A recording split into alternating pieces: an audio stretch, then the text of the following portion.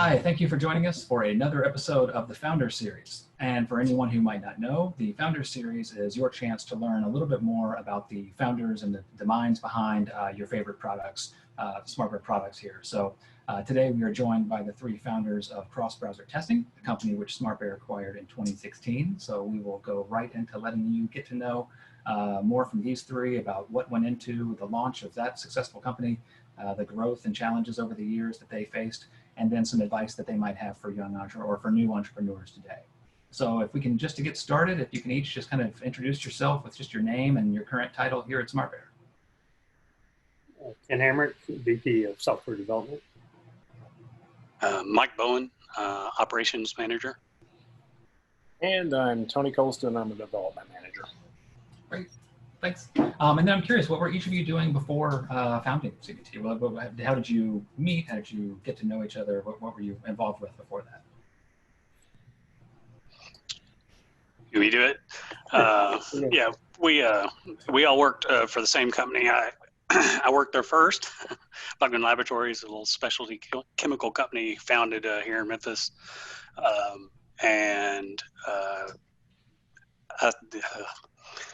Damn it. Go for it. All right, so that's all right. We all met working at the same company. It's a small specialty chemical company here in Memphis. And it was in 1992. I'd been working there for a while when Ken joined. And the very first week, you know, he showed up. We went on a trip together. Actually learned some VB code. And then Tony joined us a little while later. And we've literally we worked together for, well, Ken and I now 28 years, and then Tony somewhere in the 24 to 25 years.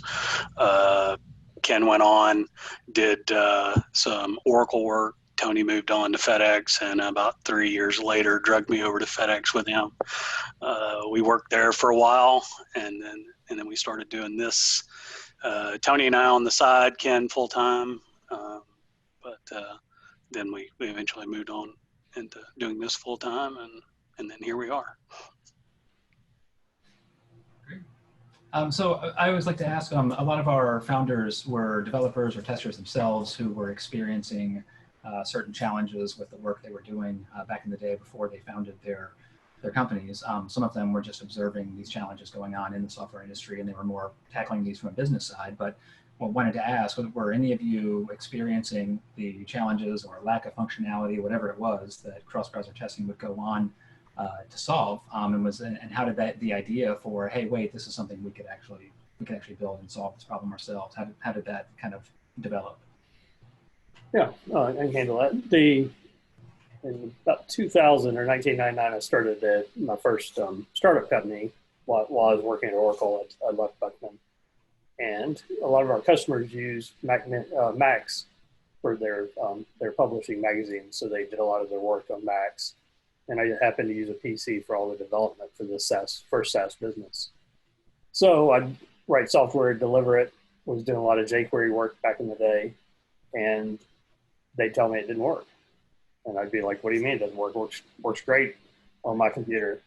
So I ended up buying a Mac Mini, and I used it to fix one bug. And I took it, I set it up on a shelf, and it grew dust for about 1.5 years.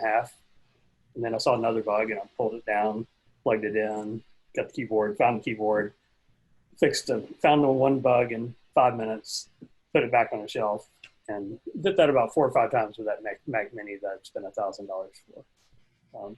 So in 2007, in the fall of 2007, after the real housing crisis had hit, it had really hurt my first business, and I kind of saw the writing on the wall for that industry. So Mike, Tony, and I were looking for an idea to start a business. So we tried a couple of things.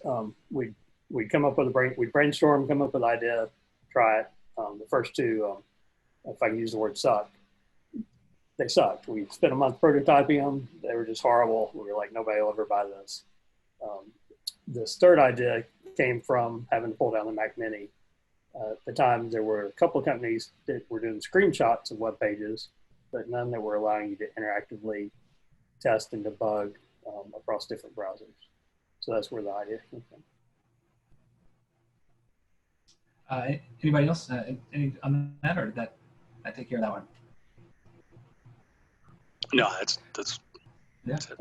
That's it. So once you know, that's good. So once you determined that there was a need for something like this, how did you then start to kind of, this would be more kind of like advice for other entrepreneurs, how did you kind of weigh the risk involved? We've had more than one founder talk about how they knew very well the low success rate of starting a company and the challenges that there would be, and the fact that they had never founded a company before and yet still made the plunge.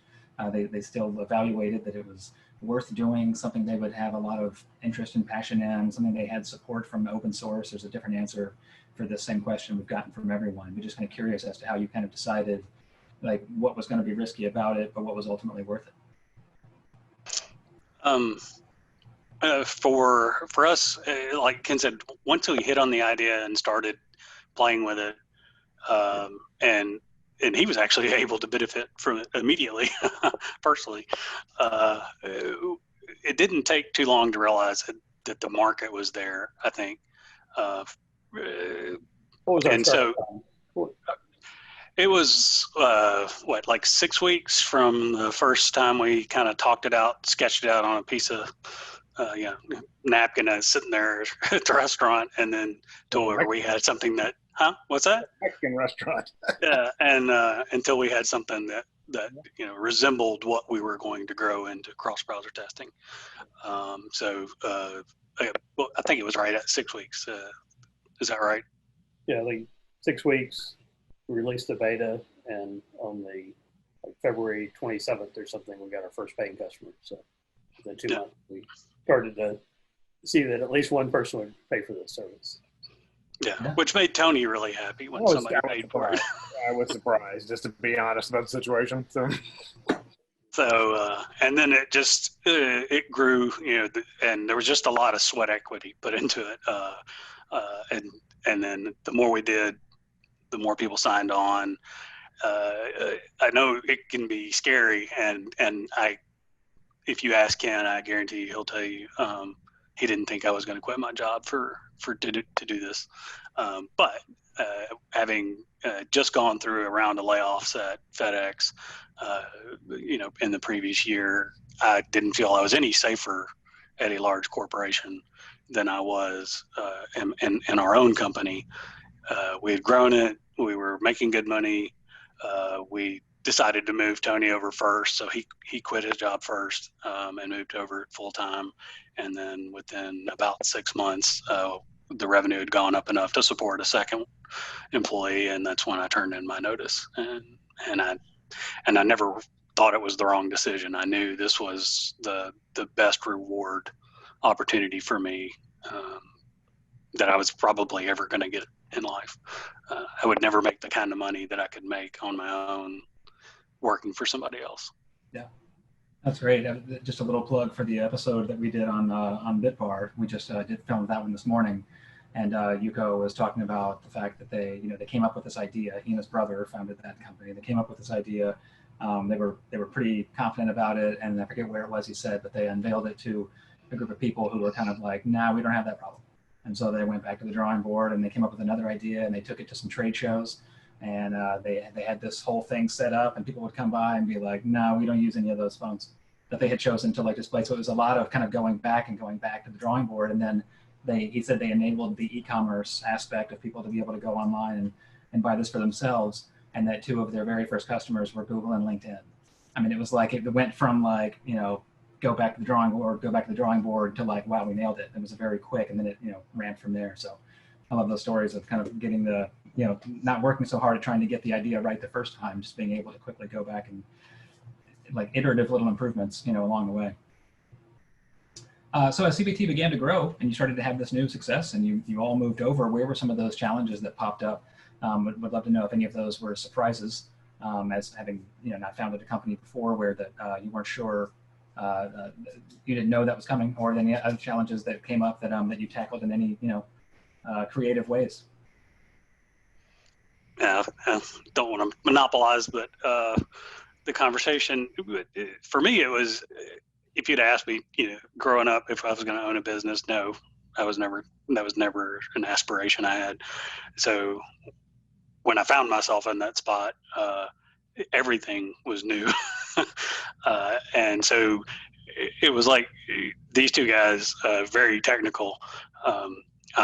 I could code, but not nearly as well as they could. But I think we each had things that kind of, fit certain parts of the business. And so I took on what I remember stating it very clearly. I did not want to have anything to do with sales or support. So when we divvied out all the tasks, Ken was kind of doing a lot of the architecture. Tony was doing a lot of the back end, and I got to do sales and support. So, and it has pretty much been that way ever since. That's what I've ended up doing. So you end up taking on new roles, learning new things. Like, I don't know how to sell. I'm not a salesman, but you kind of got to learn it, and you got to learn it quick. And you do finally understand that it's not all magic. It's just try it, just start it, do it, and you get better at it as you do it. And then we realized, so we needed help. We started hiring people. At no point did I ever want to be a manager. And then so now you find yourself being a manager and trying to manage people and help them and grow their careers as well. So those were challenges. And then as you have employees, then you have HR issues. And so Tony became the HR manager, which Tony was a horrible HR manager. Really bad. Really, really bad at it. But it's just, all those things kept coming. So we knew the tech side and we learned the business side. So yeah. That's a similar story. Again, another episode plug for Cucumber. And it was this, these original founders who were used to working lots of coding, working within the open source community, who instantly found themselves with a mountain of like administrative, managerial, budgeting, finance kind of challenges with starting up that company in particular, where they now are largely enjoying the time to get to go back and do those things that kind of resulted in such a successful company in the first place, where they didn't really see themselves as maybe dealing with some of those original challenges that you just kind of mentioned there as well. So on to my, go ahead. It's just it was one of the cool parts of selling the company to SmartBear was I no longer did the finances or the cash flow. Mike no longer did the sales, and thank God Tony no longer did the HR. So Yes. Yes. So on to my favorite question in this. I'm just as a travel buff, and just kind of I love that SmartBear has such a presence, not only just offices around the world, but also the founders themselves come from all over the world. And so far, we've spoken to founders from I think England, Scotland, Belgium, France, Finland, and you're actually our first U.S. founders that we're speaking to on this series so far. We'll have a few more, but I'm really curious with given that kind of geographic kind of scope of a company like SmartBear, each of those countries, the founders claimed, played some role in the success of their company, whether it was just support for small businesses and startups that they're, some things their countries had in place, to just the community around them, their family in the case of BitBar. But with you three, from being there in Memphis, Tennessee, I'm a fellow Southerner, grew up in Atlanta and have lived in South Carolina, North Carolina, Florida, and Georgia. Tennessee is only one of the few places I've never lived in. But I love it here. I love the kind of underdog nature of the South. It's not the first place people think of when they think of technology and startups. So I wanted to give you guys a chance to give Memphis any credit that it's due for the success of your company, and any role that city in particular, or the South as a whole, kind of played or continues to play, because you're all still based there. I'm going to talk. I get to talk. So we were lucky enough, honestly, to start around the time, I think, in late 2000, right? That where you're at almost doesn't matter. Yeah. I think that's become even more amplified as you've gone on, and it's easier and easier to start a business. And it probably would have mattered if we were looking for money or tried to finance, but we were lucky enough and conservative enough, probably, in the way we handled money, that we didn't need the financing and we didn't need the help of the VCs at the time was getting going in 2008.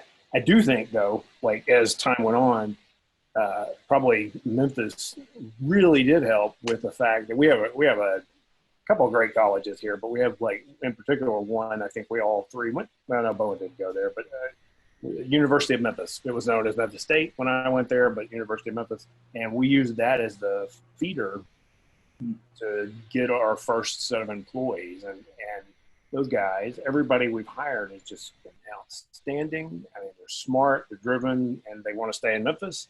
And so we probably represent a good spot for them in that regard. And some of them are still with us today. The first set of people that we hired all came from Memphis State, and they're still here. Or University of Memphis, I'm saying the wrong thing. I think maybe for things to overcome is probably at the time Memphis tech scene there wasn't much of one.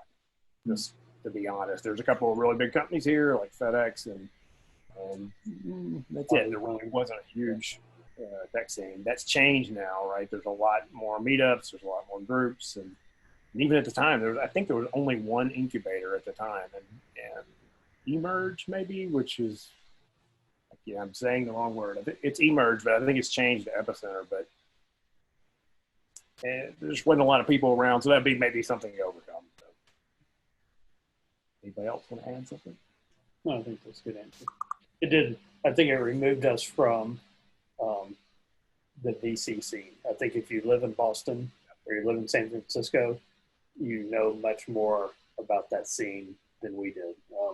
We took a Southern approach to it. We decided to make a business that made money, and that's what we did. And it was a very conservative approach, and one that left us a lot of freedom in how we ran the company and how we did that. Yeah, that's great. Being able to get the driven talent you said there from the university. Sometimes being in a city without as many, without 9,000 different startups for someone to move right into out of college is nice to not have to deal with that level of competition. And I've worked for companies in Silicon Valley and Seattle and now Boston, and it's just that talent challenge is just bloodthirsty. I mean, they're just the people coming in constantly trying to steal talent from other companies because there's just none available. Where maybe in Memphis, you've got that great relationship set up with the university there, where CBT is this kind of known, innovative, place to expand your startup and your tech skills. They're within that city for those who want to stick around. That's cool. Well, I've only got one more. It's kind of a two-part question for everybody. One is pretty straightforward. Just what are some of the rewarding things that you've experienced on your journey as entrepreneurs? And then secondly, what advice do you have for either new entrepreneurs or those who are considering taking the plunge? Is there anything that you would kind of advise them to kind of keep in mind, watch out for, work towards, always, remember, anything like that at all? I'd say rewarding. We touched on the bootstrapping. It was my second startup. I started the first in 2000, bootstrapped it. On that business, I think it took 2.5 years before I saw the first dime. So it was a heavy investment of personal time until it became a real business. The second business, I think we saw money within 1.5 years.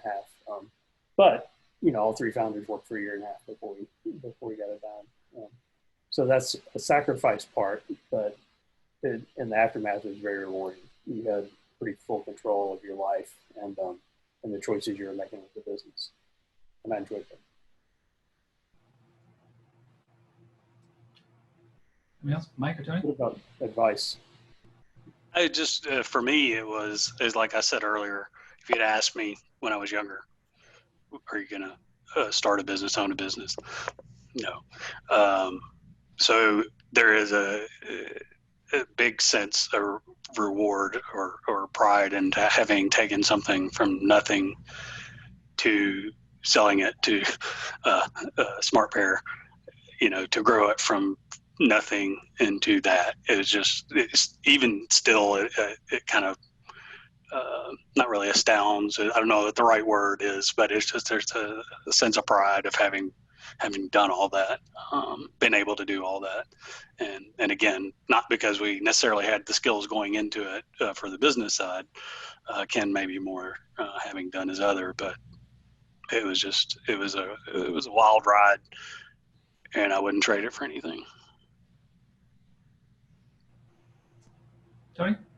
You know, I think it's kind of cool to start something and then make it all the way to the spot where you've sold it. I mean, we're still here. SmartBear is a great company. We didn't say that earlier, but it's just so true. We honestly, and again, they'll probably repeat what I'm going to say, but I'll say it, is when we were purchased by SmartBear, it was a risk. It was a personal risk for me. I think it was a personal risk for all of us, honestly. And it ended up being a really good company. And I don't say that lightly. I've worked at some really crappy places, and I think SmartBear is a pretty good company. They supported us. They gave us things that we did not already have. And I'm not trying to make that into a SmartBear commercial, but anyway, it just ended up being a really good company, and that was a risk. I think that one other advice I would give people for starting a company is realize there's a lot of work, and it's a ton of work. I think we worked harder for ourselves probably than anywhere else that I worked. I think, at least at first. There's a trade-off. You get freedom, but there's a lot of work to it, right? And maybe that's it. Maybe that's my one advice is just expect you're going to work a lot if you're an entrepreneur. Yeah, it's great. And a lot of the founders, when we've asked that question, as far as when we've kind of dived into around the time of the acquisition and asking things like, how much thought went into the decision on whether or not to be acquired, and the answer every time has been a lot. It's not just like, do we want this money? I mean, so much goes into the amount of time that's been invested, the amount of work, where you saw that product, as potentially getting to, and are you still going to be able to see it get there? Are you still going to be able to contribute? That kind of thing. It's just, it's not as simple of a decision of like, we made it, someone wants to acquire us. It's like, it's a huge decision, and everyone's kind of spoken to that same point. That's great. I mean, that is everything that we have for you. Like I said, this is the Founder Series is a chance to get to know the people behind the products that you love, or the ones you're considering using, or maybe you are looking to potentially be a founder yourself, and just a chance to offer some advice to help you out as well. We've got a full series of episodes with the founders of a number of our products that you can check out on the website. We'll be sure and share all that. Thanks for watching, and thanks to each of you for joining us today.